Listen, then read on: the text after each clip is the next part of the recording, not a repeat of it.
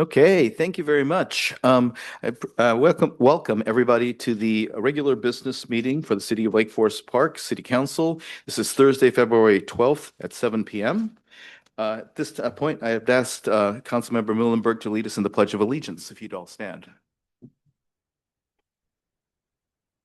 I pledge allegiance to the flag of the United States of America and to the republic for which it stands, one nation, under God, indivisible, with liberty and justice for all. Thank you, everyone. Okay, so next item on the agenda is the adoption of our agenda. I think there are copies of them floating around out there too. Council or Vice Chair Goldman. Yes, I would like to make a motion to amend the agenda, just a reordering. I'd like to move item 10A to after proclamations. Is there a second? Second as amended. Okay. All right. All those in favor, please say aye. Aye. Aye. Okay, thank you.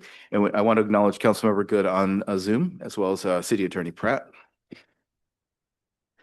All right. Okay, so next then is public comments. All right, I'll have to read this. The council will not be accepting online public comments. Thanks, Chief. This portion of the agenda is set aside for the public to address the council on agenda items or any other topic the council might have purview or control over. However, the mayor or council may not respond to comments from the public.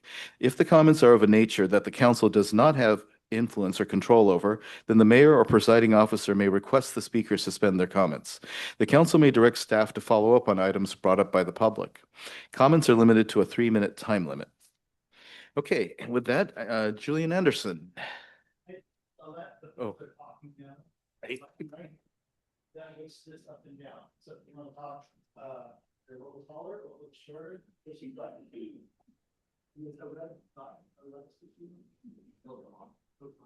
Thank you, Chief. And I'm so happy you did that because we do that every week, right? I'm happy too, because I knew there was a button here somewhere.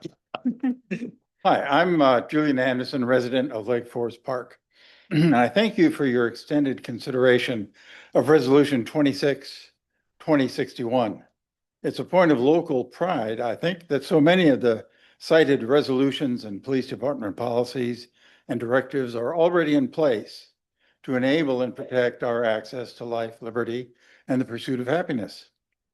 The surge of unaccountable federal troops into Minneapolis caused death and great disturbance to individuals and communities. There's no reason to expect federal surges to avoid Lake Forest Park. This resolution is needed and timely. Except for Section 5, the proposed whereas sections are well stated. Section 5 could be used to suppress some of the police policies we value, especially the duty to intervene and the duty to report. Hope you will consider some modification of this section. I would urge you too to prepare and implement a package of concrete actions that would further implement the intentions of this resolution. Preparation for natural disasters could provide a model. Possible tactics could include pre-positioning of resources like food, water, hygiene products, first aid supplies that, if under occupation, could become scarce or unattainable for folks afraid to be out of their home. 2, undertake active testing of multiple communication modes so city neighborhoods and support groups can keep well informed. 3rd, organize training for residents to be better prepared individually and equipped for foreseeable conflicts with an occupation force. I'm a child of Minnesota, born there, school and college there, later sinking my roots into this place. Even so, for 20 years, I was half-time in Minnesota, managing a group of community newspapers living in Minneapolis. So many of the scenes in recent national reporting are familiar to me. Streets I walked, eateries I enjoyed. So the ugly experiences there recently struck me. But also I was struck by the strength and immediacy of neighborhoods reacting quickly and in large numbers to the activities and excesses of the federal troops. Minneapolis demonstrated a strength that LFP could have. Minneapolis has many groups and organizations that work together for many different purposes: churches, PTAs, reading circles, Loppet training, night out for safety street parties, senior centers, political organizing, food distribution volunteers, environmentalism, and so forth. Not so different than here. Encouraging these groups to keep their communication networks in good working order could prep LFP for quick and massive reactions when needed. So thank you for your work on this important topic. And my PS is, if you need a book to read, consider It Can't Happen Here by Sinclair Lewis. Thank you. Thank you, Julian. All right, so next we have, and I'm not really sure how this is working because the names are kind of conjoined, Emily Hallowell and Sally Yamasaki.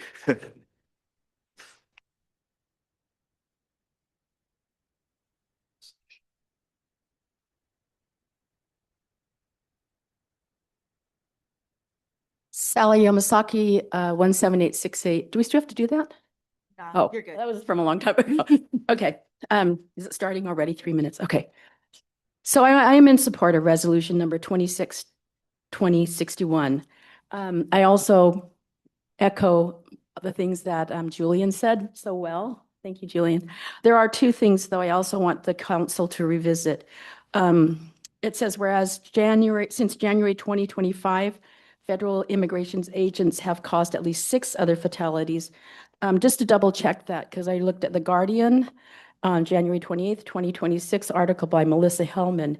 It says 8 people have died in the dealings with ICE so far in 2026, not 2025, 2 of which were good and pretty. And that in 2025, there were at least 32 people who died in ICE custody. So to check that fact. The second one is I would like to see the sections of this resolution have all 8 of the people who have died at the hands of ICE be named and not have 2 named and the 6 of them othered. The other issue why I'm here today, I'd like to comment on is traffic safety on 40th Avenue Northeast and 182nd. This is an issue we have brought up for 17 years. I want to give a historic perspective. Since 1970s, the people of 182nd and 40th have brought the issue of traffic safety to the city. There were traffic studies that were done back then, but nothing came of them. Then in 2009, again, our community took up the plea of traffic calming on our street. We talked with Frank Zank. He mentioned cutting back the shrubbery next to the road for better visibility, as well as then having a place to walk that is not on the road. That was never done either. That is also when some of us on our street began to read about traffic calming. Methods in Netherlands in particular. As we learned, a neighborhood community is like a home. The streets are our hallways. And our neighbors are the hallways to our bedrooms, basically. So you can get a visual idea of what a neighborhood and our street should be like. Instead of making it easy for cars to speed and cut through neighborhoods, putting the onus on pedestrians to watch and always watch out for traffic and run quickly to avoid being hit. In the Netherlands, they make it so that the drivers need to slow down and become aware of the animals, children, elders, dog walkers, joggers, etc., that live in that community. They use methods like narrow lanes, chicanes, speed bumps near crosswalks, brick roads, sharp corners as a few examples. In 2009 is also when our street party started on 182nd for the purpose of street calming. We intentionally closed the street so that, my time's up. So we intentionally closed the street so that we could build community and take ownership of our street, our neighborhood, our hallway. So here we are again in 2026. There's another generation of young children on our streets, and the problem is still here. Only now there's a lot more traffic today in comparison to the 1970s. 17 years of working on this project is a long time. How many years will it take to do something? Please work with our street community this time to get something done. Thank you. Thank you, Sally. Welcome. Thank you. Hey everyone, I'm Emily Hallowell. I moved here to Lake Forest Park with my husband and 3 kids back in 2020.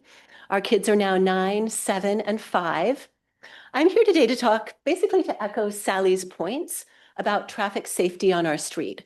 We live on 40th Avenue Northeast, not to be confused with 40th Place.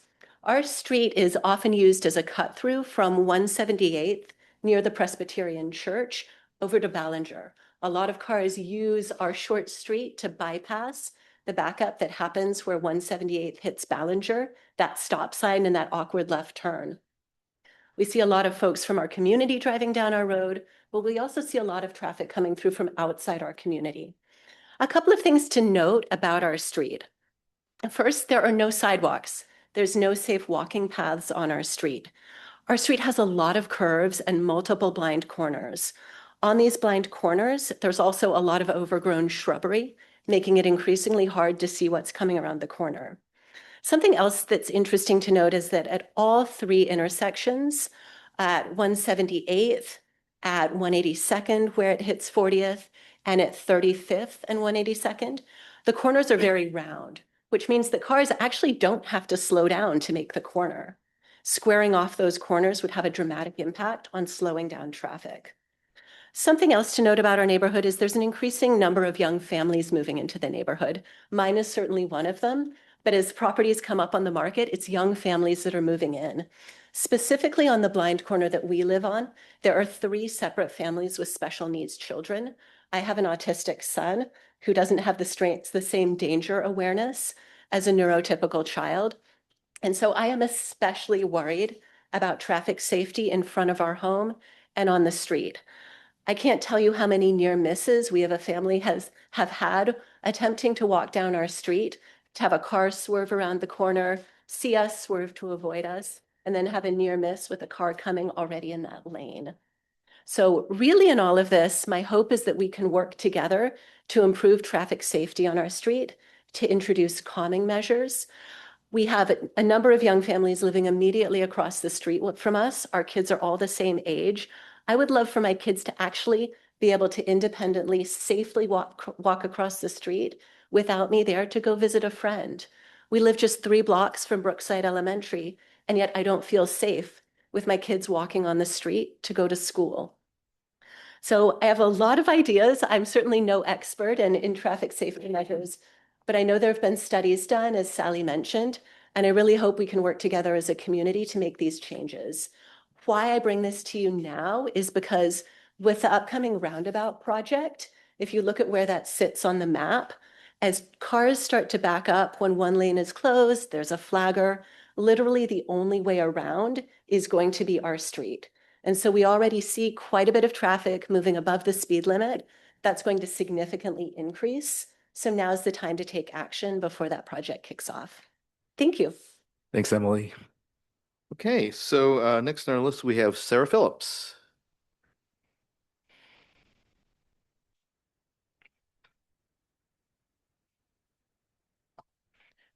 Hello. Hello, my name is Sarah Phillips, and I'm just here to support Resolution 2061, because I think that this resolution really begins to do what I think is a critical component, which is building a resilient community. It creates partnerships with our police department. We know where the boundaries are, and I think it's important that we reach out and make sure that our residents and our people passing through and our visitors and people working here understand that we're a community that supports them. So thank you very much. I appreciate your work on this. Thank you. All right, next on the list, we have Dana Campbell. Hi.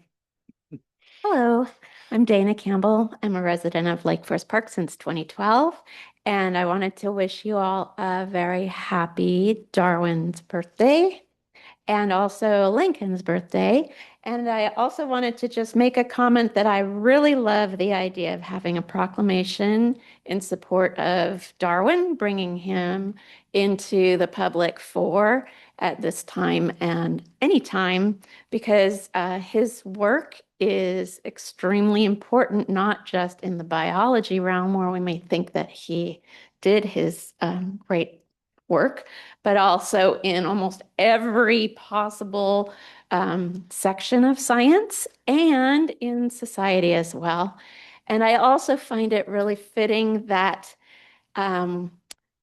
we are doing this on his birthday. So I appreciate the thought that went into that. And that's that part. The other thing was that I also really appreciate Resolution 2061.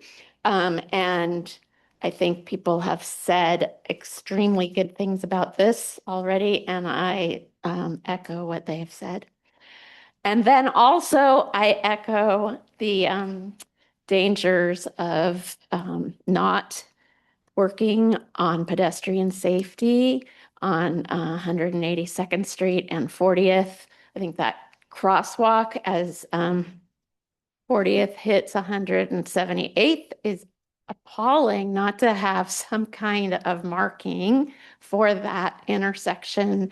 And I think that the city is here to work for the safety of the community, and that would be a high priority, as well as going up that steep, windy hill where there are children and a lot of people of all ages that walk down that hill to the town center. I think encouraging people to walk is one of the greatest things that we can do to counter climate issues that we have in this city. And I appreciate you doing what you can to make that a better place to be. Thank you. Great, thank you. All right, we have Jeff Jensen. Welcome. Thank you.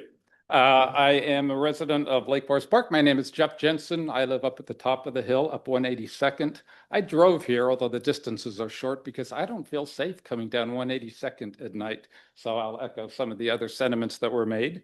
I was here in particular to express my support for the proclamation to recognize Darwin for his scientific integrity and foresight. I think that there's a lot of ways in which Darwin is maybe unfairly associated with this kind of mechanistic process by which natural selection works. And I think as we consider some of the other political issues of the day, it's also good to keep in mind that Darwin thought very deeply about the origins of morality. He was clearly a 19th century Victorian gentleman, but in many ways he was very progressive and far-thinking in ways that I think people are less likely to appreciate. So I just wanted to read one short section out of The Descent of Man from Darwin. As man advances in civilization and small tribes are united into larger communities, the simplest reason would tell us each individual that he ought to extend his social instincts and sympathies to all members of the same nation, though personally unknown to him. This point being reached, there is only an artificial barrier to prevent his sympathies extending to men of all nations and races. So we live in a time now where people are very actively trying to establish artificial boundaries among us. And so it's nice for us to take this opportunity to think about a more global and far-reaching and more inclusive view of how we treat each other. And Darwin provides us with some of that. So thank you very much. Thank you. Okay, we have Liz Hawkins.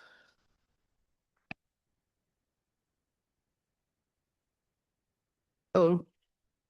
I'm Liz Hawkins. I live on 40th. I support the previous speakers. Certainly, we're all on board with strong thoughts about the federal issues and the having Darwin honored and recognized. But government belongs at home. It starts at home, and interest in our individual safety extends to the community around us. And if we take action on safety in our own neighborhood, in our own street, well, other people will pay attention and they'll get that idea too. So many people walk down 182nd and 40th, down to the town center, down to the Presbyterian church. Kids do walk to school. Older kids walk down the street to catch a bus or catch a ride to someplace else. We do have some young people that feel it's a challenge to go fast down 182nd.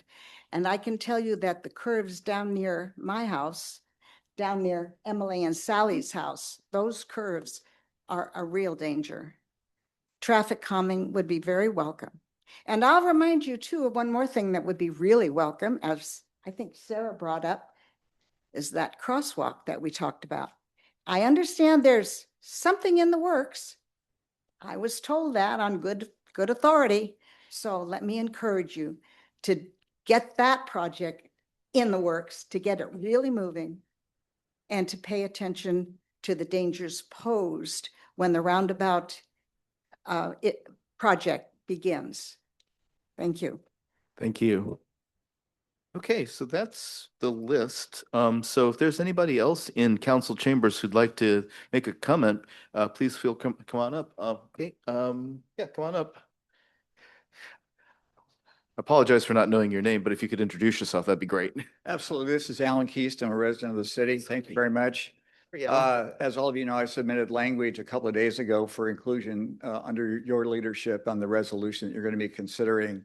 And I appreciated the fact that you did take the leadership. And let me just point out, if you drive down Bothell Way to 145th, turn left to go down to the lake, you're going to pass a street that on the south side has Seattle residents and on the north side, Lake Forest Park residents. Those residents on the south side are today protected by the language I submitted to you, which is exactly what the City of Seattle position is. And my hope is the City of Lake Forest Park will rapidly move to bring the same protection over to the residents of the City of Lake Forest Park. You might also wish to know, what is the stance of King County? And in that regard, I'm going to quote from a recent statement from King County Prosecuting Attorney Lisa Mannion. And a couple of sentences. If someone commits a crime and that case can be proven beyond a reasonable doubt, they should expect to see a courtroom. Our laws apply whether you are a civilian or if you are a part of state, local, or federal law enforcement, and ICE agents are no exception.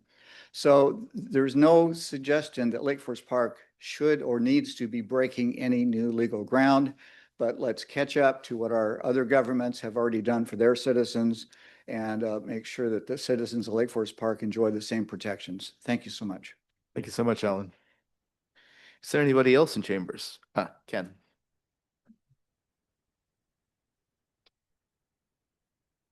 Right. If you'd introduce yourself.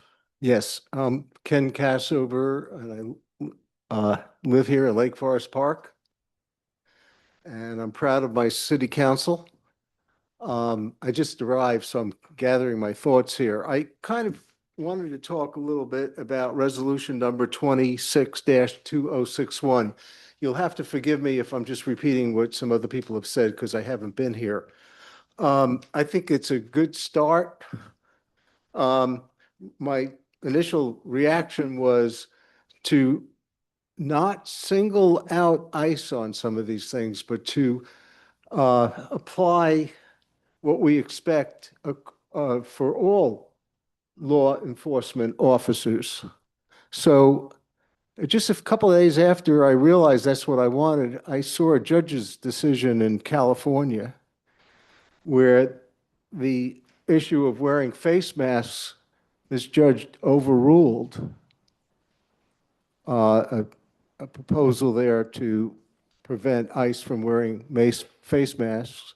And they did that because there's something in the California statute that allows state police to wear face masks. And the judge said, hey, it needs to be equal, across the board.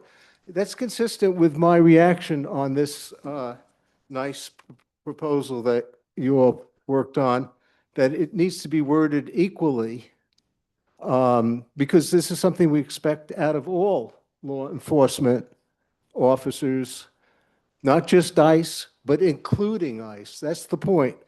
It's I think should state including ICE. The other thing is that the procedures done after one of these violations that may occur in regard to how people are treated and using proper force. I would like to see our local police department have some sort of encouragement to, unless ordered to do otherwise, to follow up on their normal procedures. To not just go, oh, well, this is ICE, we're staying out of it. Kind of like, go ahead and do whatever they need to do normally, which I'm not the professional here on as far as being a police officer, but whatever they do normally, they should proceed to do until ordered to, maybe by the commanding officer of the person on duty, to do otherwise. So secure the crime scene, take photos if necessary, whatever it is that they normally do, I would like the document to encourage that. Okay, thank you very much. All right, appreciate it. Thank you. All right, is there anybody else who'd like to make comment? Okay, so I think then we can close public comment. Oh, yes. I apologize. Wanted to acknowledge our written comments. Alan Keast, and I'm going to be listing Pro 26-2061, but not going into details about it. So Alan Keast, Joel Paisner, Elizabeth Markey, Rick Bender, David and Jean Farkas. And then there were a couple other comments, Matt and Mary Svensson about traffic safety on 40th Avenue Northeast, and Kim Josend on the Pro Darwin Day proclamation. So thank you all for writing in as well. Okay, now I'll close public comment. Okay, the next item is final confirmation. And so if I can ask Mike Vetersneck to come to the dais. Oh, and thank you. I just want to say, glad to have Mike back on, hopefully back on the Parks Board. When I started out here, the city was doing the Community Service Commission, and we worked together back 10 years ago. So, yeah, I'll let him tell his experience of his volunteering around here. Hello, my name is Mike Vetersneck, and I've been a volunteer for a long time in Lake Forest Park. I got started on a community service committee when Mary Jane Goss was the mayor. At that time, I think Linda Holman was kind of running the show, that committee. We did a lot of things around here, as I recall, planted trees, made recommendations. It was a lot of fun. And then we moved on to, I was asked to help out at Animal Lakers, and I did a lot of work there, building beds and setting up a tool shed and a bunch of other things that I had help with my next door neighbor, Scott Bowen, on. And they've strangely lasted all this time. So we did something right. And now I'm involved in Blue Heron Park, lifting up the bushes there so you can have a great sight line almost all the way to the creek. It's a nice, safe park now, and there's more work to be done. And what I like about working there is that there's a lot of different people involved in that.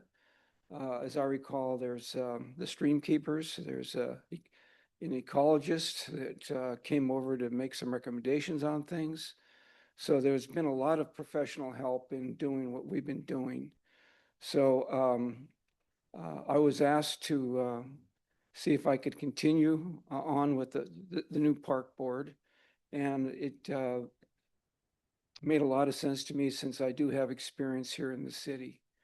And I think I'd be a good volunteer. I could do a lot of work. And I just met the leader and of the board, and seems like a very intelligent person. Would be anxious to work under that person. So that's all I have to say. Well, I appreciate your comment, and thank you for volunteering. Does anybody on council have a question for Mr. Vetersneck? What's your favorite tree, Mike?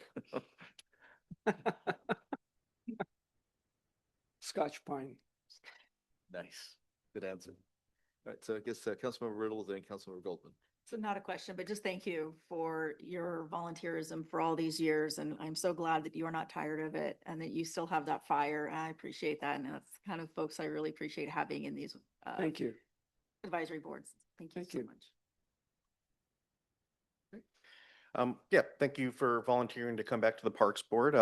My question for you, do you have thoughts on either new parks or new amenities for existing parks that you would like to see within the city? Well, I've had a couple discussions with two people on that very subject. And as I see it, the problem right now is maintenance. And I think I don't think we should be adding, this is my opinion, I don't think we should be adding any new parks until we can come up with a way to maintain them on a regular basis. And that's cutting the grass, pruning, watering, picking up trash and litter, and all those things are very important to keep a park looking great. And I don't know that the city is up to snuff on that. Thank God for a lot of the volunteers that you're very fortunate to have in the city that do a lot of that work for the city right now. So I would not be in favor of adding a bunch of new parks at this time. Again, that's just my opinion. Thank you, and I very much appreciate your candor. Of course. Anyone else? Oh, Councilmember Rosno. To parallel the tree question, do you have a favorite park? Well, I do. It's Animal Acres because I've been working there for so long. I put a lot of sweat equity in there, and it's amazing. The master garden plot is there. When I'm watering in the summertime, so many people will stop and ask questions. It's amazing.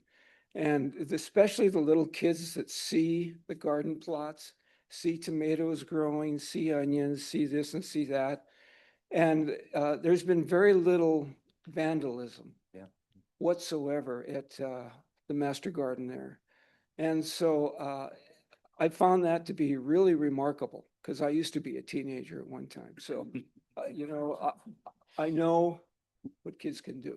So it's a wonderful, that park is amazing in my opinion. And so that's my favorite park. I guess as a maybe more substantive, I mean, that's a substantive answer, but as more meaty question, do you have thoughts on what we can do to engage more of the community or either bring people to parks either as volunteers or just for activities that the city and the Parks Board can be tackling? That's a good question because most of the volunteering that I see happening, a lot of it is word of mouth. And a lot of the people in this city like to volunteer, at least the ones that I've seen. Every time there's been a cleanup somewhere, a lot of the people that show up, well, honestly, a lot of them that show up are from the Rotary Club. Because Linda Holman grabs people and a lot of them support her, so they'll come. But a lot of the other people that I see there just heard about it from the website. Now, I don't know if everybody in the city is on the website, but the ones that do react to that, and that's good. I guess one other follow-up is, hypothetically speaking, if there were a new public works director sitting somewhere nearby, what would you want to tell that person about our parks? I'm sorry, the question was again? If hypothetically, if you had an opportunity to talk to our new public works director, what would you want her to know about our parks and park maintenance? It's all about the money. And if the city has the money, then let's hire some more people. If the city doesn't have the money, then we need to get more volunteers to the parks. Right. Thank you. All right, thank you. Yep. Is there anyone else? Paula? Yeah, I was looking at Councilmember Good, but okay. All right, all my wonderful colleagues here stole my thunder. I was going to ask you about the favorite park thing, but just wanted to, no problem. I just wanted to thank you for stepping up Sure. time and time again. I want to acknowledge your long history with the city and really appreciate that so much. Thank you. All Thank right. you. Okay. So, council, I'd be entertaining a motion here. Are we do? No? Any? I, Okay. I will move that we appoint Mike Vetersneck to the Lake Forest Park Parks and Recreation Advisory Board, position 7. I second. Oh, All right, it's wonderful. yours. That's been moved and seconded. Okay, is there any further comment? All right, so all those in favor of confirming Mike Vetersneck to the Lake Forest Park Parks and Recreation Advisory Board, position 7, please say aye. Aye. Aye. Thank All you. those, yeah, all those opposed or abstaining? Okay, congratulations. Thank you. Yeah. Okay, so moving right along, we have the Parks and Recreation Advisory Board work plan for 2026, appropriately enough. So, Mr. Demmer. Yeah, it's a parks night. Hi, I'm Tyler Dittman. I've been here a few times before. I'm chair of the Lake Forest Park Parks and Rec Advisory Board. I'm happy to provide an update on our work and our annual work plan. The Parks Board meets monthly and is currently composed of me. Amy Hannigan is our vice chair, as well as Steve Feth, Linda Holman, and Maurice Jones Jr. Up until just a couple seconds ago, we had 2 vacant positions, but I'm excited to welcome Mike. And I think there's someone on the agenda for an upcoming meeting for another appointment, which is great. We also have positions available for student representatives, and we're always taking applications. Anybody? We're very pleased to have Councilmember Muhlenberg as our council liaison, and we work closely with Corey Matson as our staff liaison. She's fantastic. Our 2026 work plan was included with your meeting materials, I believe. And as you can see, we have 6 areas that we're focusing on. First, the board remains excited by our ongoing work on our new Lakefront Park. That is very fun. The past year, we worked with the consulting team to help provide initial ideas and content for some interpretive features of the new park. We had a very informative meeting with the Shoreline Historical Museum, as well as Mayor French, to review records and early photographs of the site. That was pretty interesting, actually. As the work enters the next phase, we are available to help further with more details of the design and the implementation, as well as gather community input where you need it. Our second work plan item is about providing relevant and up-to-date information to residents about a variety of features in the city's parks and using occasional park spotlights or something like that in our e-news and our social media. Each of us on the board knows and loves our parks. Actually, we use them a lot. And we try to share that passion with other folks in the community. The third work plan item is about expanding recreation opportunities. Let's see, those have been very engaging among the board, particularly pickleball. We have some pickleball aficionados for sure. And that inspires great participation and discussion. In prior years, we've also done a yoga in the parks in the summer, and I'm really optimistic we can do it again this coming summer. I know that really gathered a lot of people in the summer. Let's see, we also installed story walks in some of the parks last year, and we expect to do that again this year as the weather gets a little better. Let's see, we're also working on identifying, mapping, and organizing community walking routes and events to connect the parks and the people. And of course, pickleball remains an active community, particularly up at Horizon View, and we do what we can to promote that, to help them with that facility, and to get people playing. The fourth work plan item is for our board to participate in community events to help inform the community and promote our parks. This overlaps a lot with the first item, actually, as it comes to the Lakefront Park and community outreach. Let's see. We've also made and strengthened connections with other groups in the area that connect with the parks, like the Lake Forest Park Garden Tour, Shore Lake Arts, City of Shoreline Parks, Shoreline Historical Museum, Third Place Commons, and the Stewardship Foundation, all wonderful partners in all the work we do, and more within the city. The fifth work plan item is to support the council and other boards, commissions, and committees on issues that intersect with the parks. And we will continue to do that. And I think there are a lot of good overlaps with a lot of the work that those groups are doing. Finally, our sixth work plan item is a little bit new this year. We're going to work on updating our map and information about our current parks, which we've not done for several years. So I think that'll be a good change. So that's a brief overview of what we have been doing, what we will be doing in the near future. And I'm happy to take questions and comments. But first, I'd like to put on my other hat, although I didn't bring the actual hat. As a troop leader for scouts in our community, I'd like to note that we have 4 scouts in the audience tonight who use parks often. We meet right across from Animal Acres. They're working on their citizenship in the community merit badge. So as they do that, I think they're taking notes and learning from you in particular, from everyone in this room.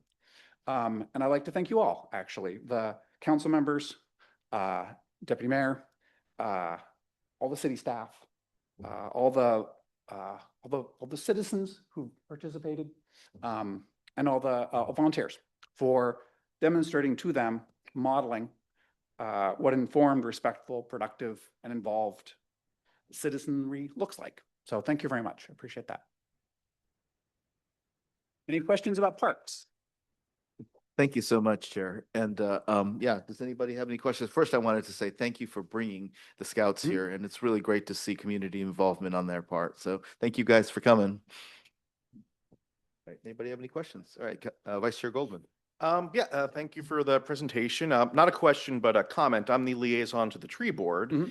And I know the tree board has spoken about being interested in working with the Parks Board.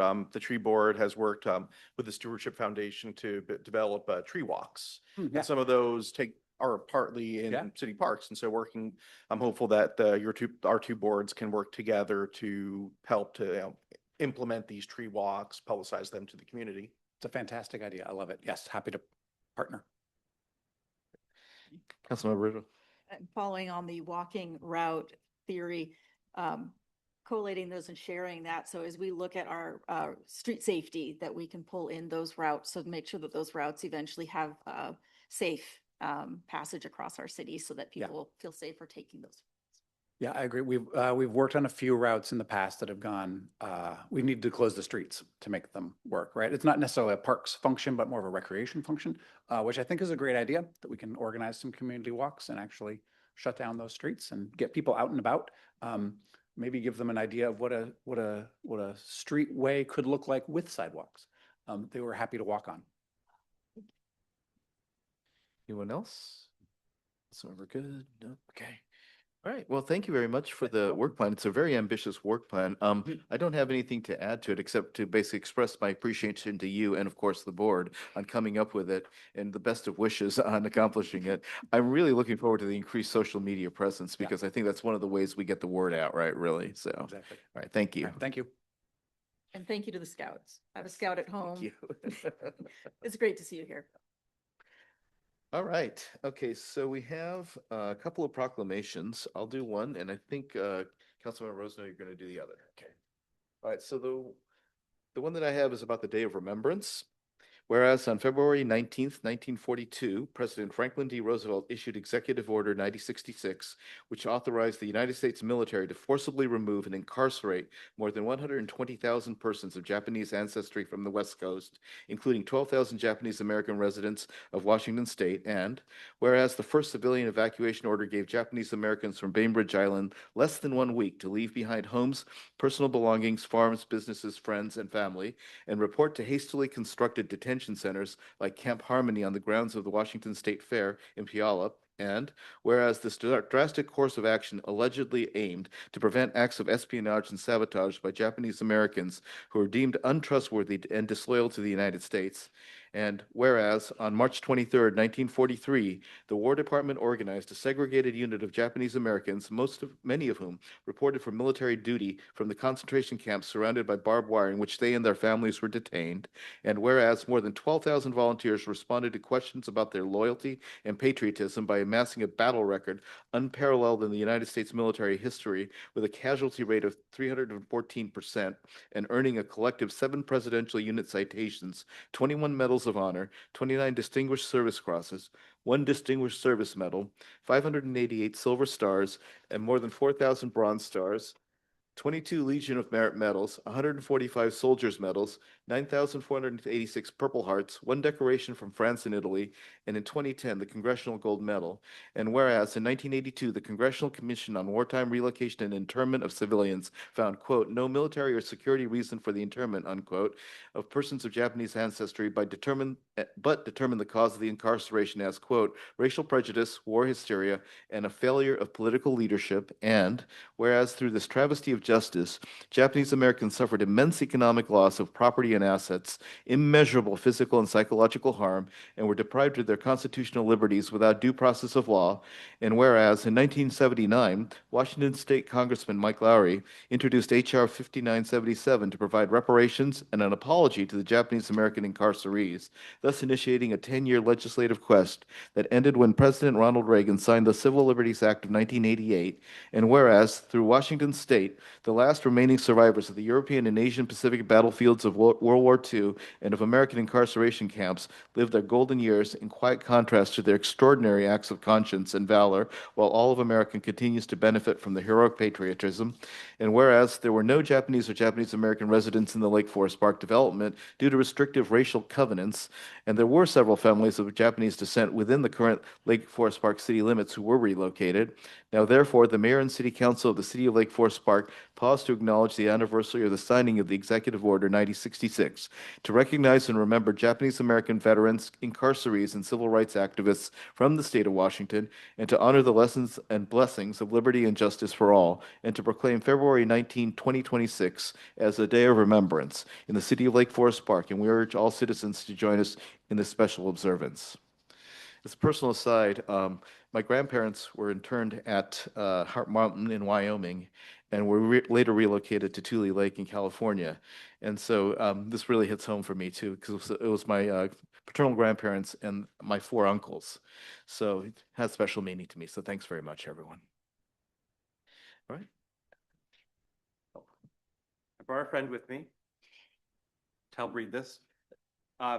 Whereas February 12th is the anniversary of the birth of Charles Darwin in 1809, and whereas Charles Darwin is recognized for the discovery of natural selection as the mechanism by which biological evolution occurs, and whereas Darwin's discovery of natural selection continues to serve as the foundation for ongoing advances in science, health, philosophy, art, education, and many other areas of modern life, informing our responses to climate change and the biodiversity crisis, shaping research on new cancer treatments and space probes, guiding urban planning and the development of AI systems, and whereas Charles Darwin's strength of character is evident in the great courage, wisdom, and honesty required to explore and publish the findings supporting natural selection as the mechanism by which biological evolution occurs and the relatedness of all life on Earth.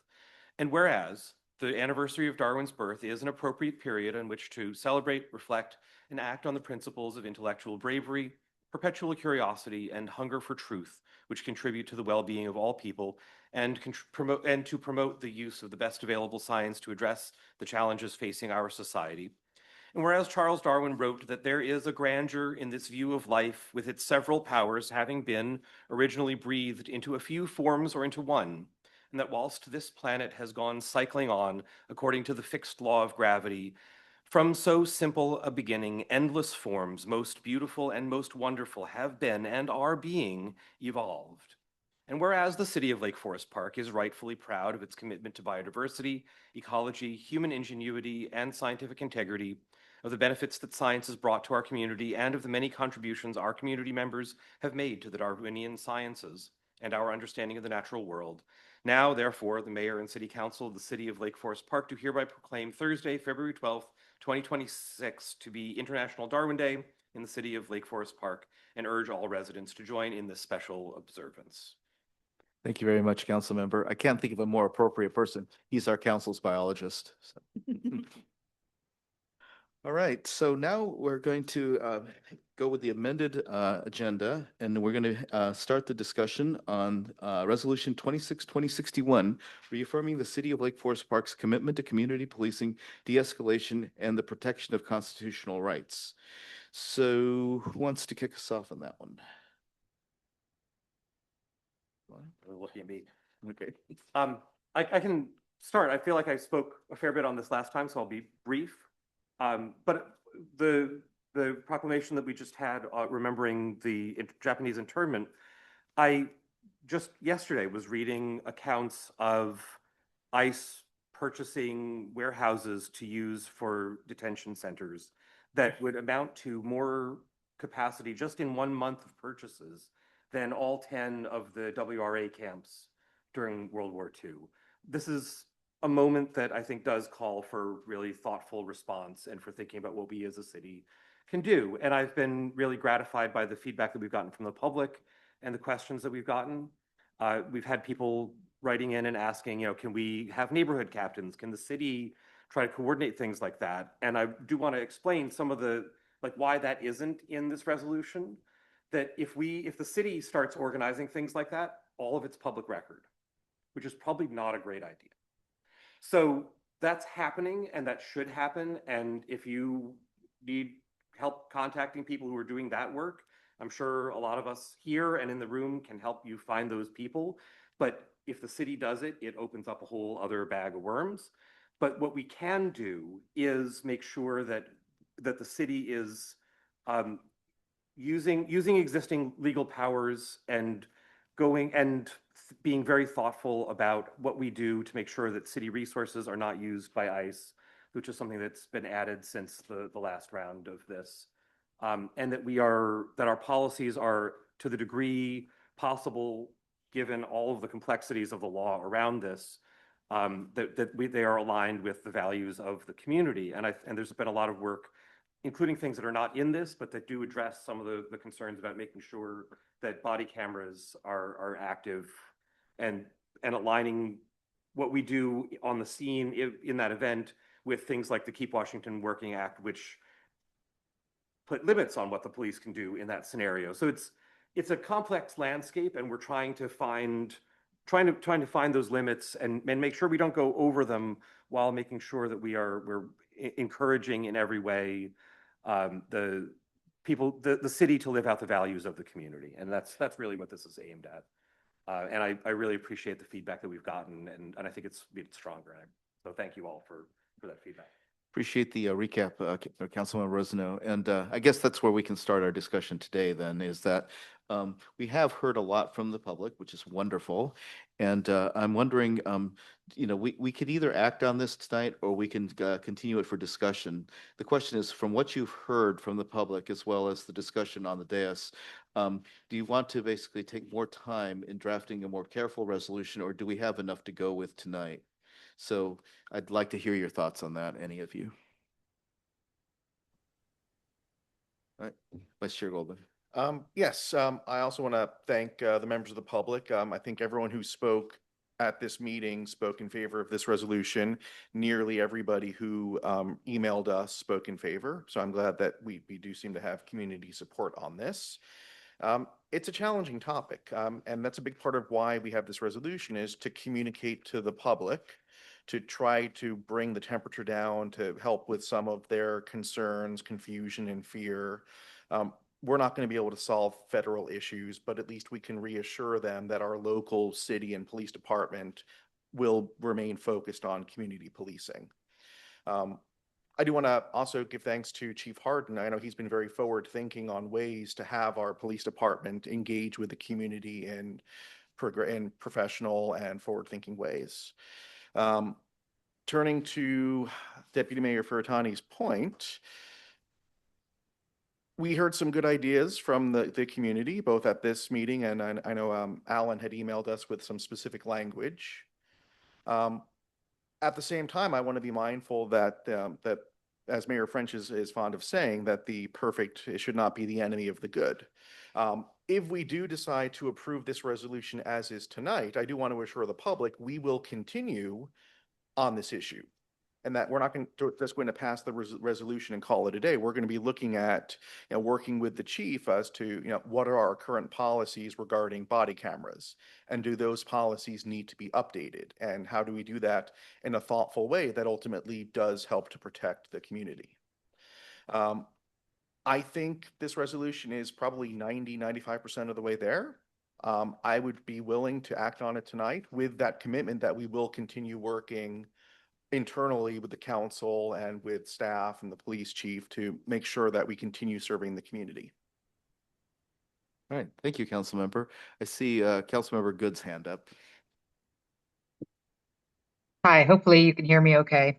Yeah. I think that it was an interesting comment that Mr. Case said about aligning with local or, our sister cities, and wondering if, I'm not opposed to the resolution either, but I would like to see us more in alignment with our sister cities since we're so close and that we often partner law enforcement issues with them. So I think that having some sort of alignment there would be appropriate. All right, thank you. All right, Councilmember Muhlenberg, then Councilmember Riddle. Yeah, I'd like to just pile on to what Paula said. No fewer than 4 of the audience members made comments with suggestions for amendments to this resolution. It was hard to capture all of those comments as they were happening in the room. Alan provided his in writing. That was great. Sally made a very important point, which I think is the othering of the folks who aren't mentioned in this resolution. It was one of the issues I raised a few weeks ago when it was in front of us as well. A lot of people have been impacted by this, and to single out 1 or 2 in that sea of people feels a little wrong to me. So I would like for us to take an opportunity to in some way collect that feedback we got from the audience members so that we can reflect on that and potentially roll some of that into this resolution. And I very much would like to figure out a way to acknowledge all of the victims of ICE and Border Patrol in this period. Thank you. Thank you. Councilmember Riddle. I agree that I think we should have all the names in there since we know them. I think having read them in other articles, I think they're often minority names, and we don't want to be that. We want to celebrate their life and what they are bringing to the table and the sacrifices they made as well. Additionally, and I don't know if this had already come up, but one of the things we're seeing is this push against people filming in public. And I don't know if any other organization or has sort of dealt with any language saying that is, it's public space. We're allowed. Many of these offenses against protesters have been offenses against folks who are just recording what is going on. So I don't know if there's language, and that's something our city attorney would have to weigh in on, if there's any way we can say that we are supportive of the ability to videotape when you're in a public space where that is typically allowed. And then I think there was a comment about the date. So that I think that obviously is a quick update, but I think we should put the names in there and maybe just in chronological order. I think would be useful. Yeah, I will say, I think I'm fairly sure that the 2025, it was a checkbook error. I think I meant to put 2026 there, and but there's no reason that it has to be that way. Right. We can certainly. So yeah, I think that's almost a Scrivener's error that we could probably tweak easily. But I would be, in terms of next steps, I would certainly be perfectly happy to either, Larry and I have Councilmember Goldman and I have been doing some of the editing on this, to either pass that to another group to work on and come up with another draft, or to work with folks so that if there's something that's in my head that we don't lose along the way about some of the logic of that. I think that I'm perfectly happy to keep working on it, or to step back and let other people put the finishing touches on it. The observing issue, I know, had been a topic of conversation. And yeah, there is a straightforward First Amendment right that Washington courts and the Ninth Circuit have recognized to observe police activity in public without interfering. Like there's caveats that always get put onto it. So framing that for the resolution may take a little bit of nuancing, not to say that we can't do that, but it may take a little bit of back and forth to get it right, so that it doesn't feel wishy-washy in the end, right? We don't want to make something that actually feels weaker than the strong statement that already might exist in court rulings and in policy. We don't want to weaken policy, and we don't want to go past what what we need for the functional day-to-day operation of the police department. And that's the tricky thing with this, that there's a lot happening that we see in Minneapolis and elsewhere that is so far out beyond the pale that it feels like it should be easy to just say absolutely not, never. But for what our police department does on a daily basis, there may be gray area that we don't want to overstep. If I may Yep. follow up, I think I would be happy to do one more iteration on this before voting on it, knowing that we all agree. Sounds like, I won't put that, we all agree that this is going in the right direction and something that we want to do. I'd like to vote on it once and get it as close to right as possible. It's my opinion. And two other quick thoughts. One, to Councilmember Good's point, the language that we added regarding public property was based on language out of Seattle, and just today the county issued a similar order. And so in that sense, that's the most probably substantive change to policy that this calls for, and that is aligned with neighboring cities. So I think we're probably in okay shape there, but happy.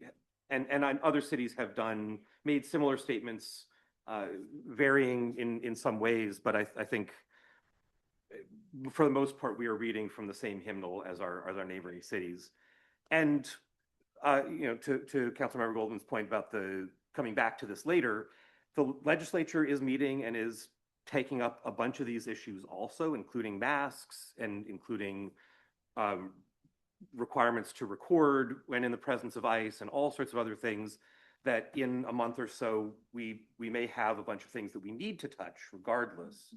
And so even regardless of our views on national issues, we may need to come back and revisit this just for those reasons, if nothing else. And Absolutely. hopefully it all dies down by then, but Absolutely. likely. But I think I want to bring in a subject matter expert here. I think we have the chief wanting to make a comment. By no way, shape, or form am I an expert in this. I wish I had the solutions, but I don't. But I do want to say I'm grateful for Councilmember Rosenau and Goldman for being diligent about bringing this forward. But I did create a statement that I'd like to read because I know the community would probably like to hear from their law enforcement chief. So thanks for the opportunity to let me speak. I want to begin by acknowledging the very real concerns that members of our community are expressing right now. Events occurring across the country, particularly in the recent fatal shooting of Renee Good in Minneapolis and the others, have understandably have caused fear, anger, and grief. Those emotions deserve to be heard and they deserve to be taken seriously. And tonight you heard some of that, and I appreciate our community. At the same time, my responsibility of chief of police is twofold. First, to protect the constitutional rights and safety of the people of Lake Forest Park. We have demonstrated over the years how much we appreciate protests that are out there because you are doing your constitutional right, and we want to protect that. And second, I want to ensure that our officers operate within the law, within our policies, and within practical realities of policing. We must remain composed and take the time to carefully consider all angles and facts while exercising patience as investigations unfold and as information is reported. Lake Forest Park Police Department is and will remain a community policing agency. Our officers are trained and expected to prioritize de-escalation, the sanctity of human life, and the respect for constitutional rights, including the right to peaceably assemble and to observe or document law enforcement activity from a lawful distance. So that was talked about. We have no problem being recorded. We've been doing this for many years, and there is no issue with any of our community members recording what we do. But I did add the lawfulness because there is a point where obstruction comes into play. Let's see. These principles are not new. They are not optional. They are foundational to how we police. It's also important to be clear about the legal framework in which we operate. Under Washington law, specifically RCW 1093-190, the duty to intervene applies to interactions between Washington peace officers. That statute does not impose a legal duty on local officers to direct or control federal law enforcement officers acting under federal authority. I want to be transparent about that because clarity matters both for the public and for the officers that we ask to do this work. That said, our department policies always go further than the minimum requirements by state law. Our use of force and duty to intervene policies apply broadly to situations where any law enforcement officer's actions are clearly beyond what is objectively reasonable, and they require our officers to act when they are in a position to do so safely. They also require officers to render and summon medical aid at the earliest safe opportunity when someone is injured. These policies are trained, reinforced, and taken seriously. When Lake Forest Park officers encounter federal law enforcement personnel in our city, our expectation is professionalism, coordination, and safety. Our officers are directed to identify themselves. That, by the way, is state law in our state. We have to be identifiable. So whether we're wearing a mask or not, you have to be identifiable. To confirm the identity of other armed law enforcement personnel when circumstances allow. That is a policy that I put in place last October, which I'm not going to get into the Keep Washington Working Act, but that prohibits us law enforcement in our state to obstruct, hinder, or get involved with any ICE-related investigations. But we don't know if they're legitimate law enforcement agents. So we do have a policy that we're going to identify if they're doing legitimate law enforcement. We do not enforce, oh, I'm sorry, let me back up here. And we focus on de-escalation, scene safety, and the protection of life. We do not enforce federal civil immigration laws. And we do not participate in federal enforcement actions absent of lawful and clearly defined role. We go back many years where we do not get involved with anybody's immigration status. We do not care. When we pull you over for a speeding ticket and you are undocumented, we do not care. That is the federal government's job and immigration's job. That is not your local law enforcement. If you're a victim of any kind of a crime, we do not care. We want you to come in and report it. We don't send anybody that needs to be going to the federal government for any investigations. If we find out that you're here undocumented, we don't care. So I want to just get that point across to everybody. I also want to be clear about something else. Our officers will not ignore excessive force. Now, I explained earlier that our state law is duty to intervene is with Washington General Authority officers, not federal officers, but we will not ignore excessive force, nor will we turn away from their duty to protect life. At the same time, we must avoid creating policies or expectations that place officers in legally ambiguous or unsafe positions or that suggest authority they do not have. So striking that balance is not about avoiding responsibility. It's about ensuring accountability that is lawful, realistic, and effective. The resolution before you expresses solidarity, sympathy, and values that align with this department's mission and our city. Section 1 and 2 speak to compassion and our community, and I see no issues with those statements. Section 3, as discussed, is best understood as affirming our existing commitment to de-escalation, constitutional policing, and professional coordination, not as creating a new legal standard beyond what state and federal law allows. My commitment to this council and to this community is this. Lake Forest Park Police Department will continue to train for clarity, restraint, and accountability.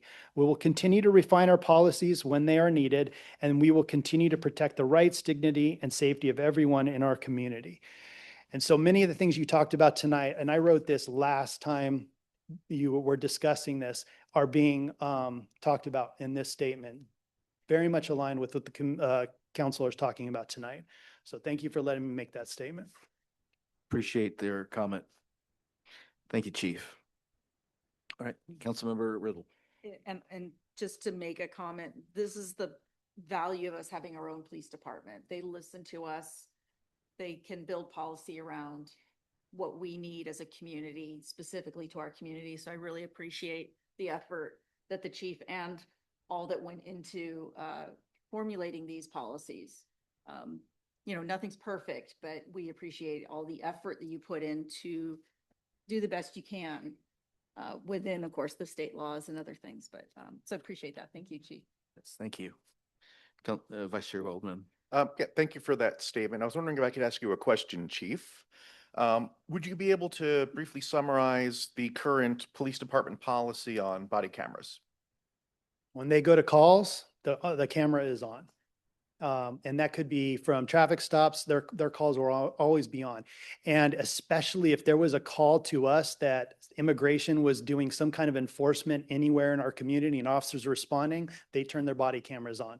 And then that is recorded. Every interaction that they have that is recorded per policy holds for 60 days. So at any time in those 60 days, we can go back and refer to that documentation. If it's an incident where obviously this is a hot topic, that data would not leave after 60 days. We would tag that with a case report and that information would be there. So I know that there's state law that's being looked at in the legislation right now about body cameras and masks and reporting. All of those things we would have been doing anyway. It's just being put a focus on it right now. But body cameras would be turned on and they would be used in all of those cases. Thank you very much for confirming that. Seems to me then that if we do take, our next meeting is on the 26th, if we take another go at making some improvements based on public feedback, that what the public is requesting regarding body cameras is essentially reaffirming our current policy.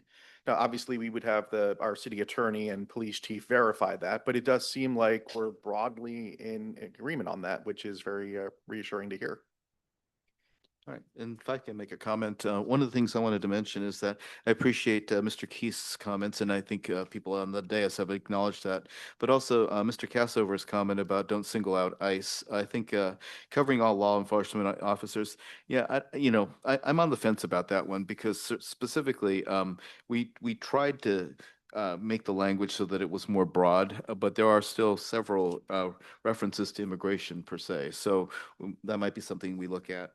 And also to Mr. Anderson's comments about how does individual prep, I think Councilmember Rosano stated it very well that there are limits to what the city can do until it becomes public information. So there are some things that probably that we can take from there that are more general that will help people prepare.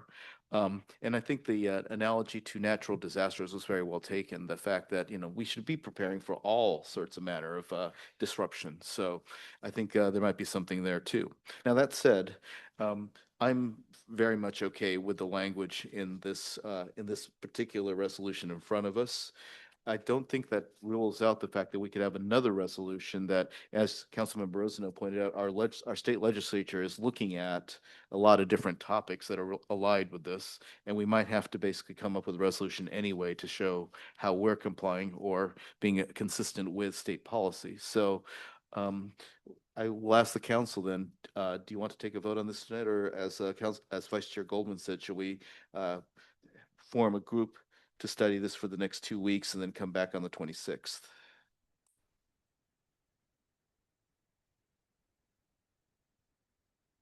You can make a motion because that'll help us decide. I would make a motion that we table this for 2 weeks and take a pass at some minor edits. All right. A second. Thank you. Okay. Do we need to actually vote on the table? We do have to once a month. All right, yeah. then the motion is to table this for 2 weeks and have a smaller group study it. So if I may, on point, who should that small group be? I know Councilmember Rosano and I have taken the lead on getting the resolution to this point. I'm happy to continue working on it. I think from this discussion, we have a pretty good idea of where we want to make additions. I'm happy to continue, but if others would like to bring a fresh pair of eyes, I'm also happy to pass that off to others. And yeah, I certainly feel similarly. One or the other of us probably should stay involved just to have continuity, but We can have up to 3 and it doesn't make a quorum.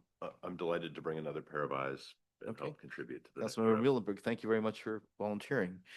Since you did say one or the other, does anybody else also want to participate in this? Okay, I think then we'll just go we with have 3. We'll go with Rosano, Goldman, and Muhlenberg.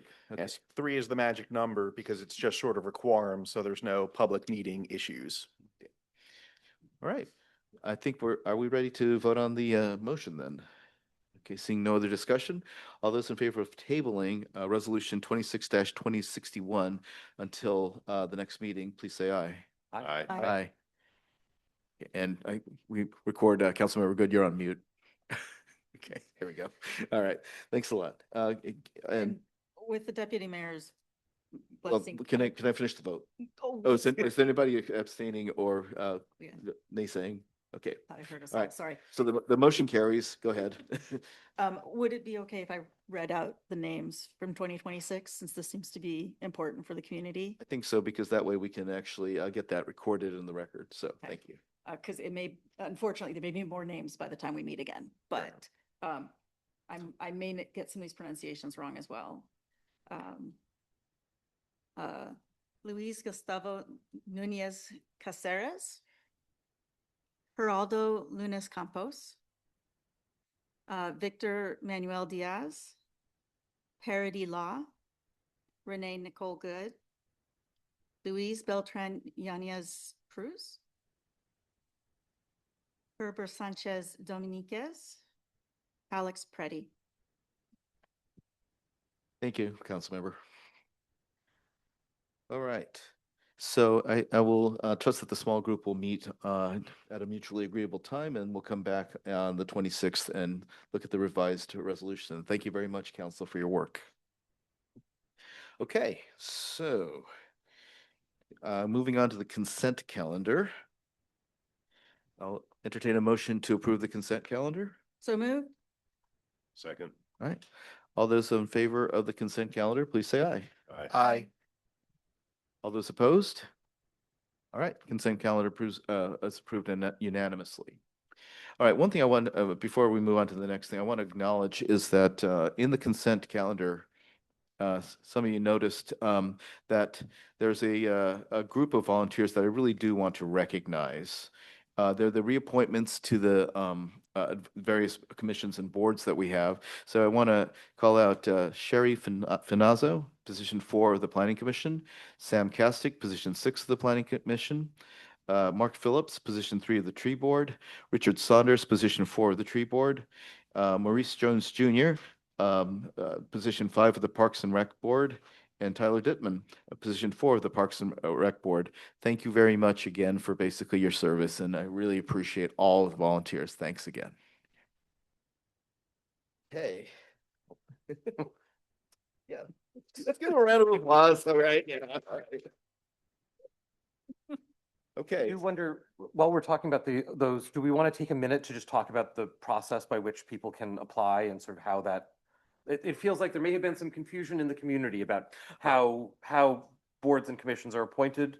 Do we want to just sort of do a very quick summary of that for the public knowledge? I mean, I'm happy to do that. Yeah. So if you want, and this is to the audience at home too, as well, if you want to apply for to be a volunteer on one of these boards or commissions, I would suggest going to the city's website.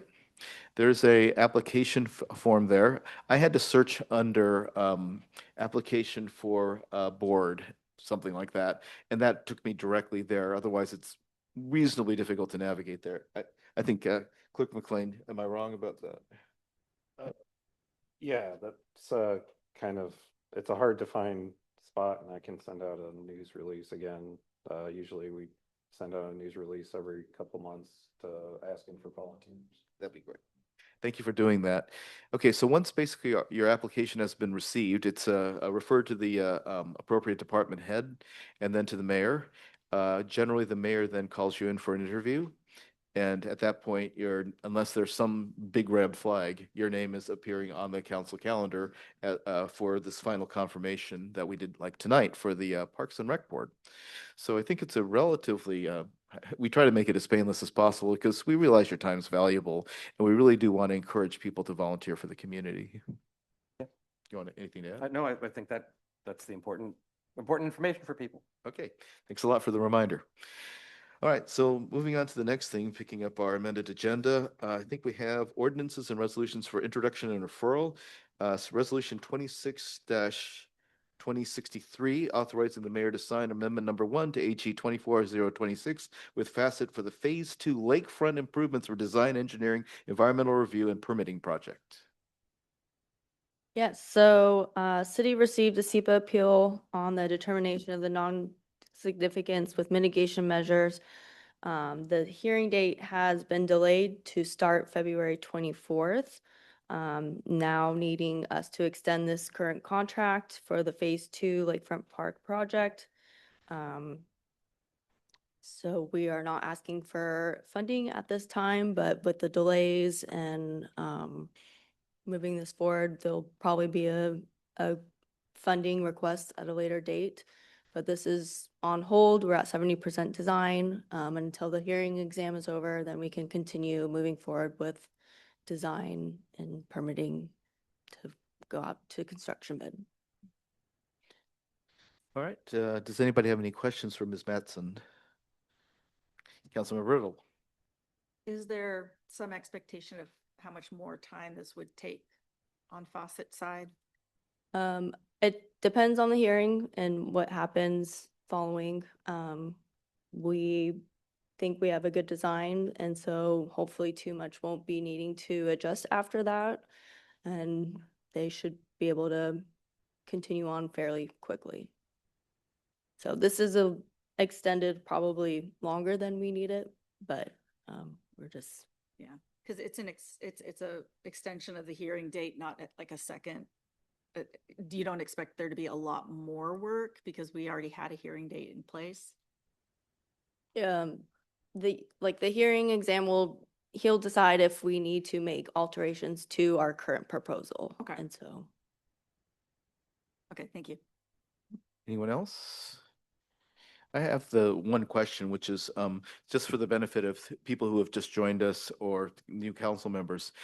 This is a pre-existing amendment that we're just changing literally from the deadline, or not the deadline, but the end date being January of 2026 to December of 2026.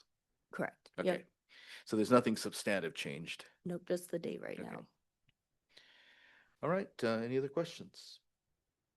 Seeing none. Go Your ahead. point about possible future funding is if there are changes required, then Yeah, the that'd be hearing. outside the Yep, scope of the agreement, is that? correct. I'd entertain a motion for this, or is there a time, is there a time sensitivity to this? I mean, I guess we're already past the. Yeah, end of the we're contract, we're right? we're past January, so yeah. Thank you, Deputy Mayor. Yeah. You caught me in a moment. Okay. Mark Hoffman, Community Development Director. The extension request is more of a function of the design contract. It's not directly related to the public hearing that's forthcoming or anything for the staff review. So from my point of view, there is no time constraint. But I would ask, what is the current deadline in the current contract? And that more or less would inform when this decision needs to be made. And that current sorry, Director Hoffman, and that current deadline being? That would be. December 31st. Of 26. No, the current. Oh, the current, I think it was January. January 30th. Okay, so it's to get our ducks in a row, basically. Yeah. Yeah.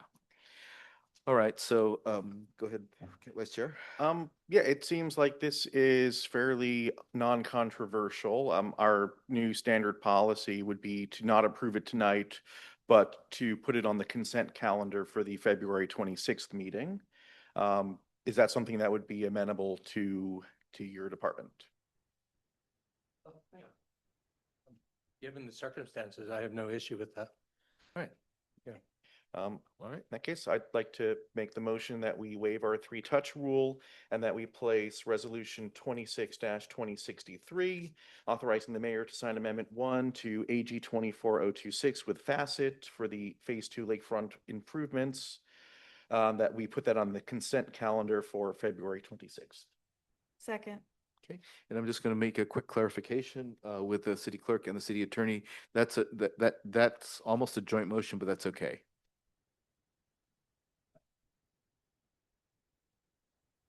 Okay.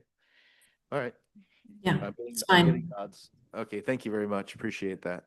All right, so we have the motion on the table. Is there any further discussion on it?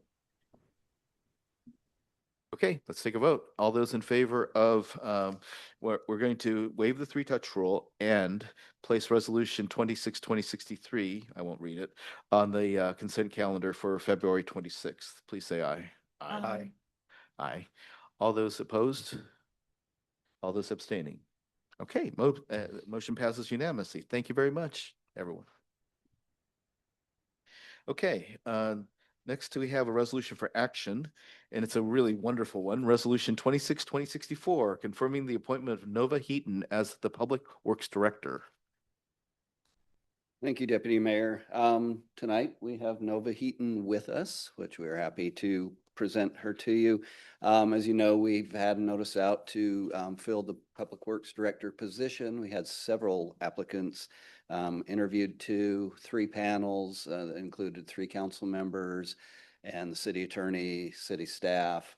And out of that, all 3 panels recommended hiring or making a recommendation to the mayor to hire Ms. Nova Heaton to fill the position of Public Works Director. We then had some second interviews just with some additional staff that confirmed our suspicions, so to speak.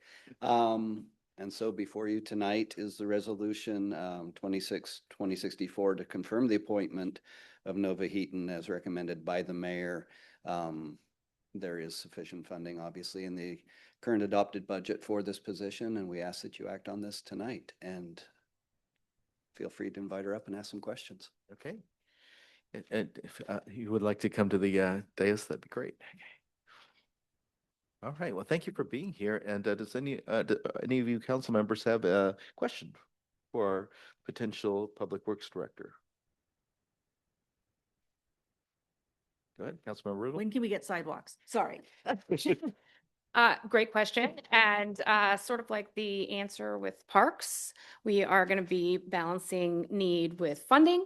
And so I think that that's really important. And I do have a pretty strong background in complete streets and public safety. Traffic calming is one of my passions. I think that we'll be looking at trying to find solutions that make sense on a short-term and a long-term scale. And searching for funding. A way to get funding is to make sure we have plans that make a lot of sense. So in my past experiences, I have put together 2 different complete streets policies for both Arlington and City of Snohomish. I've also done the local road safety plan for the City of Snohomish.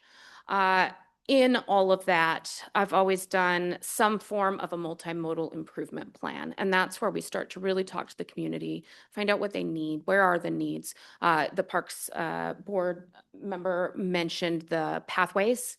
That would be a part of that multimodal improvement plan. So we target, we make some plans that make a lot of sense, and then we go after the funding to try to get some state and federal funding to help us bridge the gap. Follow-up question, if I may. Absolutely. In your experience, do you think larger packages are more successful at getting funding or the smaller ones, or does it just depend on what day and the weather? An attractive package has a lot of pieces to it. So it's probably a little bit easier to get the smaller ones. So easy gap projects are fabulous. You know, if we're filling a gap, it shows a lot of need. Close to schools, also great. But sometimes a big package is also, it has all the different pieces and parts, and it can be, they can visualize how great it's going to look on their resume, the funders, on their resume, to put this project out to bid and have it on their docket. Awesome. Thank you. That's very informative. I appreciate your comments, Bunch. Thank you. All right, anyone else? Councilmember Rosano? As you heard tonight, we've got a pretty engaged community. People have some opinions about what we should be doing with our public works in Lake Forest Park. Can you talk a little bit about how you've handled public outreach and in previous and what your thoughts are about how you might proceed here? Yeah, so I'm really excited to get involved in this community that's clearly very thoughtful and caring. There's a lot of information out there. There's a lot of ideas. The people that live on the streets, that live near the parks, that visit the parks, have some of the best ideas. So it's really about meeting with the people, My door really is always open. I'm very excited to start meeting with the different people who have passionate views and passionate thoughts. I will balance that with, we have to have some way to evaluate projects and move forward. So one of the first things I would be doing would be looking at our transparency and our evaluation process for projects, checking out where we're at right now. Is it in place? Does it need to be put in place? And moving forward with that in a community involvement sort of situation. So we as a community can kind of agree on the factors that are most important to us when we make these decisions about which project moves forward first, because there's always going to be the difficulty of funding and how do we balance all that. And so I really want to be thoughtful about it. I want to hear everyone's thoughts and opinions. I'm a big fan of pulling out a city map and drawing on it, putting stickers on it, writing notes, and starting to really map out different ideas and plans. You'll see, I love Sharpies of all colors, rainbow Sharpies in my office as we work through, thinking through different ideas. Is this a walking path? Is this a biking path? Is it both? Different things like that. So I hope that answers your question. Thank you. Anyone else? Councilmember Lindberg? How have you been successful at soliciting public feedback in the past in some of your other roles? We've got a great set of citizenry.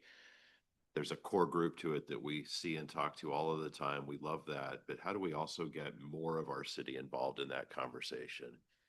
So I'm not sure I have all the answers in that, because it is difficult, because certain people like different ways of communicating. So I think that, the key is trying to hit multiple different alleyways for getting the communication out there, not just relying on social media, not just relying on mailings, not just relying on our website, right? We're going to need to work different angles. I also, in Snohomish, right away, we instituted Public Works open house twice a year. So we have one I had one in the spring and in the fall. And so that would be first on my agenda, would be to start getting that set up so that the public knows that we're going to have the Public Works open house at these different dates. They're all invited to come. We'll talk about the hot projects. We will hear their input, their feedback.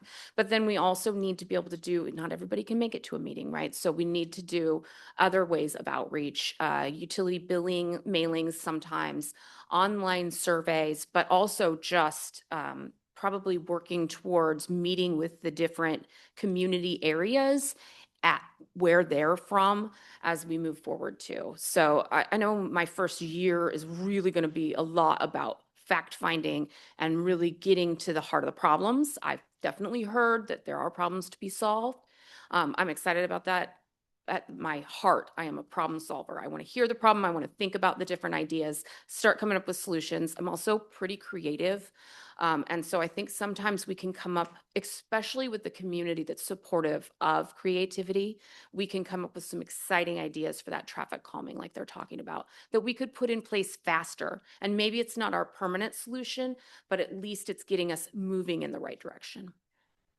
Wow. All right. Anyone else? Go ahead, Councilmember. Yes, I think that we've had the perfect is the enemy Yep, of the get it good. done now. Yep. We do need improvements, and if it's an iterative process, I think that that intrigues me, and I'd like to talk to you more about that. Yeah. I'm really excited. I know my first few months is going to be a lot of meetings, so I'm ready. Let's sit down. We'll talk. We'll take notes. We'll get everything we know about on the table and start from there. And then we'll start to dig into the community, try to get more information from them as well.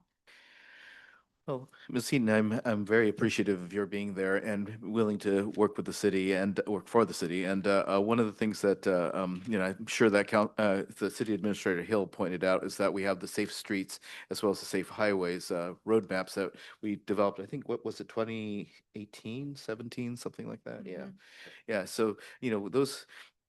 Because of the pandemic and because of other factors, of course, we've had to not do much of that. And I'm really looking forward to picking that up with you. I also appreciate your extensive experience in Whatcom and Snohomish counties, especially most recently in the city of Snohomish itself, very similar in size to us. So you're understanding basically when we don't have a whole lot of staff to do a lot of the things, right? Which I really appreciate your background in. The question I have for you is, you're now in a new county for your professional experience. How different do you think it's going to be now that perhaps basically the contacts that you had made in those other counties aren't necessarily valid? I think every community has its own way about things and its own problems and its own challenges. But engineering at its heart is a science, and it's an evolving science. There's constantly new ideas out there, new trials to run, different ideas. So at the heart, what I do doesn't matter where I'm at, but it does in whether or not the community is accepting towards it, whether they're interested in it. I am pretty excited about coming to a more progressive community and county to start to maybe work towards some of those ideals that I hold very true to myself. So I also, engineering is a really small world. And so you end up kind of knowing a lot more people than you think you're going to, but I'm also just excited about making those connections as well. Wonderful. Thank you so much. Oh, Vice Chair. Sort of on the topic of connections, so while the city owns much of the public infrastructure, we do work with other agencies. For instance, we have 2 state highways through the city. The county owns the Berkeley Trail. This always amazes me, but we are served by 4 different water districts, 2 different electricity providers. And so do you have experience working with outside agencies to maintain all of those public resources? Absolutely. So, I mean, that kind of goes into all the different cities. They all have different partners. Community transit is big up in Snohomish County. So they're the transportation partnership that we work with. WashDOT obviously 2 highways go through Arlington, and then Snohomish has Highway 9 going right through it. So we've worked very closely with them.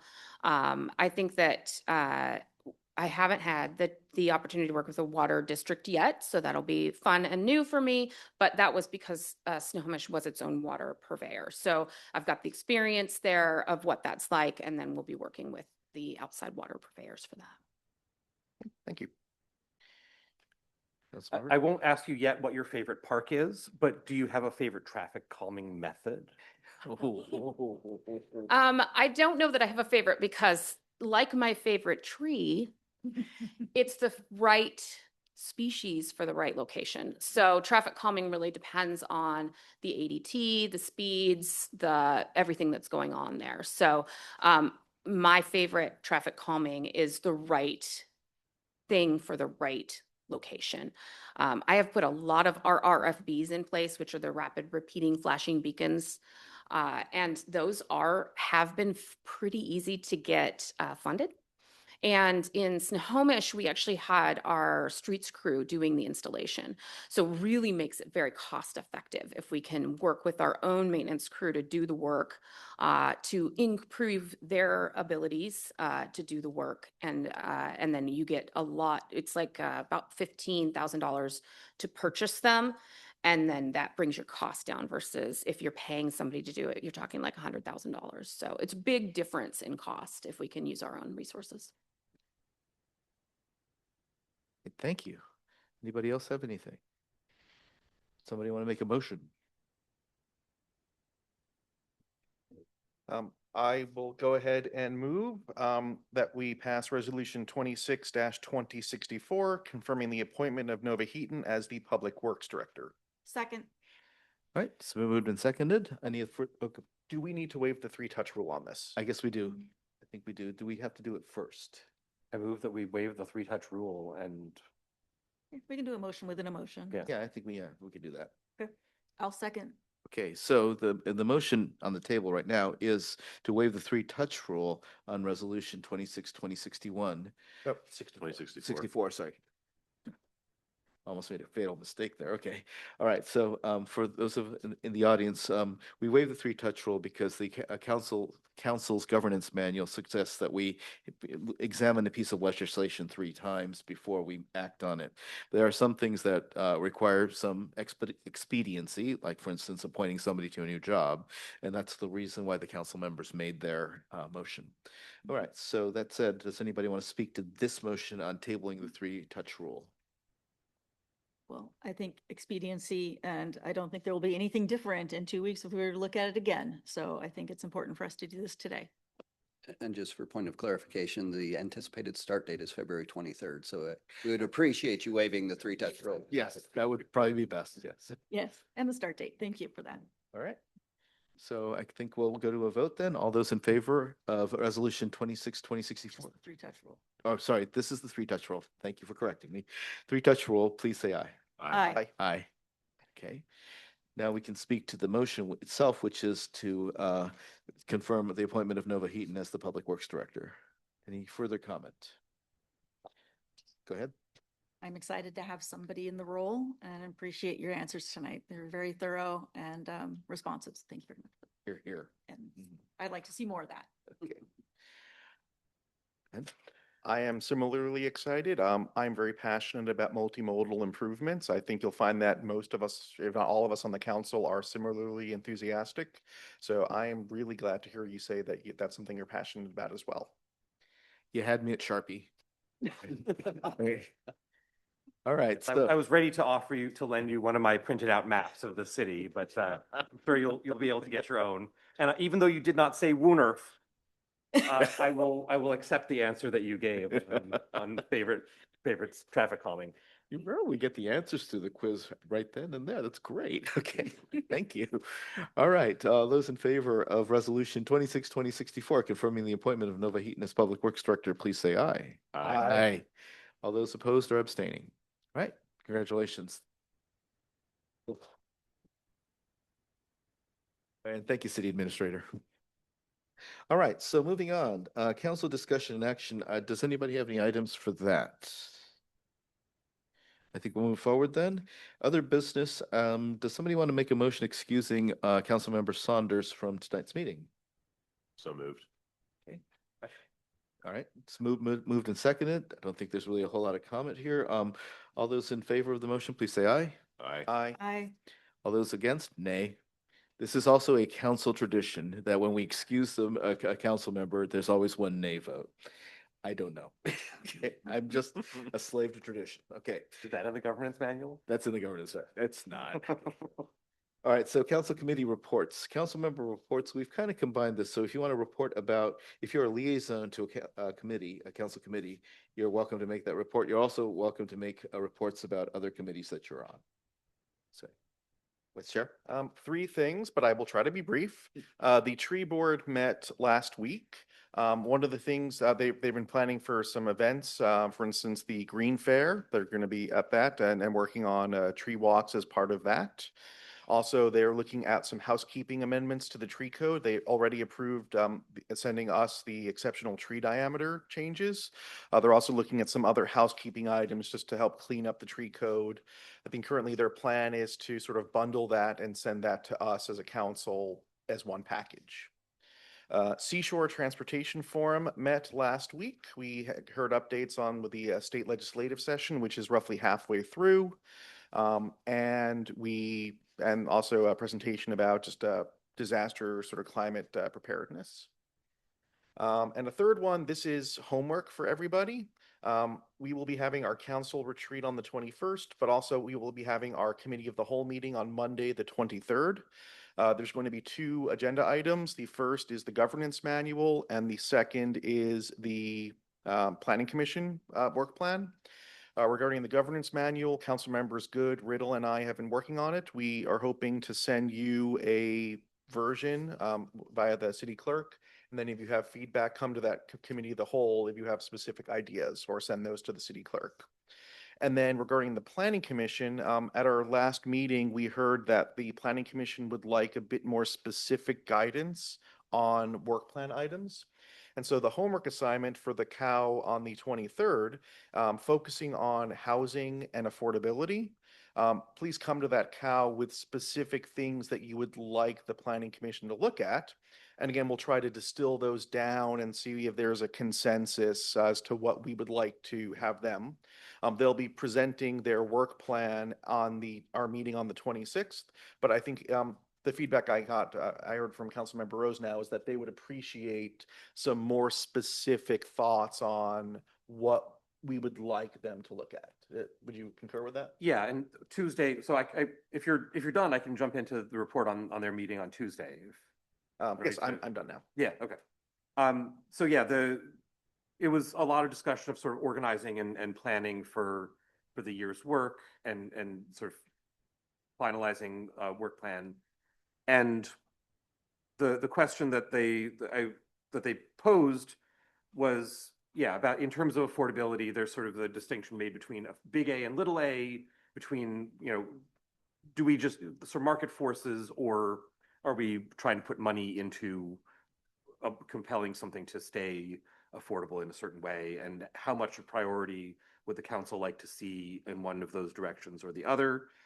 And is it more about just removing those barriers and thinking about what incentives we might be able to offer? And there are a few that they have a list already in mind of levers that might be able to maneuver that.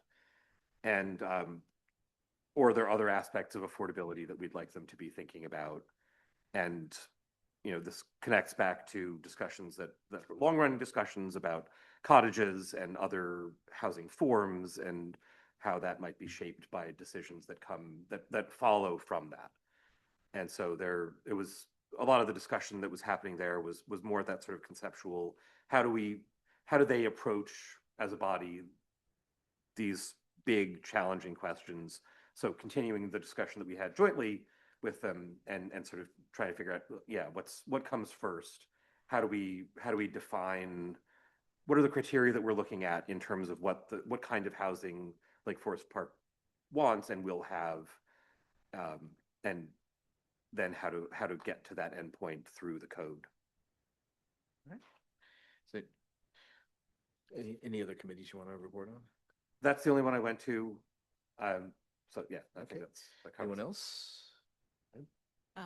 The NUSA had their board retreat, so I can't talk too much about it, but the intention is for them to have another affordable housing week like we had last year. So more to come on that and what the specifics are of that, but it does tie in quite well to the last report. So looking forward to seeing maybe some planning commissioners at some of those events. All right, so I did attend Parks and Recreation Board. They reported out themselves tonight, so not a lot of added detail there, but what an amazing group of very engaged citizens that had really great ideas about how to bring people into our parks, get more engagement in our parks, take care of our parks. Really excited to be a liaison to that group. wonderful. I will also say that the Planning Commission, Maddie Larson and Daniel Cluino are both cycling off after very long service, both of them. Yes. And so it was also a chance to just thank them and be very appreciative of many years of service to the Planning Commission that they have. Oh. And I think that Maddie is going to be presenting the work plan Right. So we get to see her in that capacity And still. we should thank both of them at that time as well. So yeah, thank you for the reminder. Yes, there are some really long-serving members of our volunteer boards and commissions, and we don't do enough to acknowledge their work, and it's really appreciated. All right, for my part, got a couple of things. One of them is that council members, you had a couple of handouts on your desk, and it may have been widely available too. I just want to acknowledge Emily Hallowell, who gave us the traffic safety on 40th Avenue Northeast handout, and there's a lot of detail there, so we're going to take a look at that. Also in your on your desk was the SCA Public Issues Committee pick hot sheet for February 11th, which is obviously yesterday. So I do apologize for getting that to you. I did attend my second PIC meeting. That's the Public Issues Committee on the Sound Cities Association. It's a board, and I didn't realize basically that there were so many new council members that were elected in the last cycle. We hit the 60s, which is unusual. It's usually in the mid 50s or something like that. So there's been quite a bit of turnover in a lot of the councils. So there were a lot of new faces at the PIC committees. In fact, a lot of people were saying, "This is my first one." I didn't have them beat by much. It was my second one. But nevertheless, the Public Issues Committee is the major policy recommendation board of the Sound Cities Association. And the Sound Cities represents basically everybody but Seattle and a couple of the South End cities in King County. And so a lot of times when there's a county policy that comes out, or for that matter, a state policy that comes up, as our executive director, Robert Feldstein, says, the first call is to SCA pick and say, okay, what do you guys think? So it's a very influential board. And so that's why I've given you this handout. They've tried to basically distill down what the important things that are coming up are. And for instance, questions for your colleagues on page 1 towards the bottom there. They're trying to do a general idea gathering. What issues are important to your city council this year? What regional issues or shared city challenges do you think would benefit from discussion at the PIC? What items would you like to learn more about in trainings and lunch and learns? Those are these lunch meetings where they bring in a speaker, and pre-PICs, which are generally presentations by various different partner organizations. So if you have any things you want to want me to take to the larger PIC, please let me know, and I'm happy to forward them. Right now, I'll have to email them, of course, because I can't do it in open meeting. It was yesterday, but starting in March, you'll see this hot sheet on you. Hopefully, I'll be not giving you a paper copy, but I'll be forwarding you an electronic copy, and that way you'll have a little advance notice. Unfortunately, the PIC meetings are the Wednesday before our first council meeting of the month, so. You know, we don't have a whole lot of time to discuss it because it's after the fact, but nevertheless, we can basically take things there and I'll bring information back. Okay. All right. Let's see. Last thing. Oh no, it was about PIC. So that was my report. So go ahead. I can't help but plug the Third Place Commons annual community breakfast is coming up. March 4th. March 4th, bright and early in the morning. Be there or be square. Thank you for the reminder. And yeah, Mayor's not here, but Mayor asked me to convey basically the appreciation to the council on working on Resolution 26-2061. The fact is that basically that we got such passionate responses and generally aligned. It really shows that this community can pull together even in such divisive times. And you know, the mayor's message has always been, let's try to bring people together. And I think it really does a good job of doing that. So we can have a spirited discussion without coming to blows, which is always kind of a good thing. So, okay, and City Administrator, any highlights from your report? Not from the report, but I do have something new to add to that report. We had a meeting yesterday morning with Sound Transit to get an update of where they stand. They're wrapping up their last 3 property acquisitions and anticipate, and I expect a gasp from Director Hoffman to make permit applications as early as April 1st of this year, no later than July 1st of this year. So we've got a lot of things to figure out with Director Heaton as well as she comes on board. As you remember, Sound Transit does provide funding that the city can bill against to bring in outside help to review these permits. And you remember there are hundreds of permits between critical areas, et cetera, that the city is going to have to review in a fairly timely fashion. So we're going to start looking at that going forward. All right, thank you. It's a discussion we've been having already with Director Dickinson, speaking with Sound Transit, but yeah, it's something we need to get in place going forward. Appreciate it. Hold on. Thank you. Yeah, okay. All right, so I also want to convey my heartfelt thanks to the police department. If you've seen in the city administrator's report, you know, some of those incidents that they have to deal with are just so heartbreaking that you know, it takes an emotional toll, and we really appreciate the officers and you basically being on top of it. All right, any other comments for the good of the order? All right, seeing none, I'll entertain an motion to adjourn. Motion to adjourn. Needs a second. All right. Thank you. All right, so the city council meeting is adjourned. Thank you, everyone.